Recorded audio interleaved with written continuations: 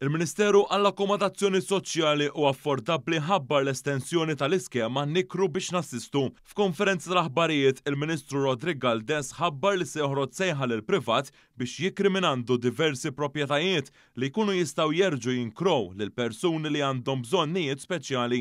Il-Ministru Galdés sostna li din l-iskema qed toffri s-saqaf lill-aktar minn il-familja u spjega li sidin li jikru il-proprjetà tagħhom lill-awtorità tad-djar ikunu qed jibbenefikaw minn kirja garantita għal 10 snin, kirja bil-qoddim sa 6 xhur u eżenzjoni tat-taxxa fuq id-dħul tal-kirja.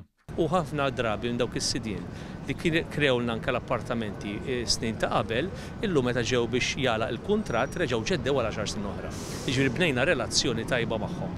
Għaliex fuq kollox l-awtorità djar tara li jkun hemm inkwilin li jkun inkwilin kif suppost, imma biex ngħinu s-sidien anke jibżgħu għall-proprjetà tagħhom ukoll. Il-kap tat-taqsima għall-akkomodazzjoni soċjali Marjella Kutajjar qalet li huma determinati biex permezz ta' skemi bħal dawn jibqgħu jservu ta' pont bejn il-potenzjal tas-settur privat u l-istabilità tas-soċjetà Maltija, speċjalment b'riż dawk l-aktar fil-bżonn.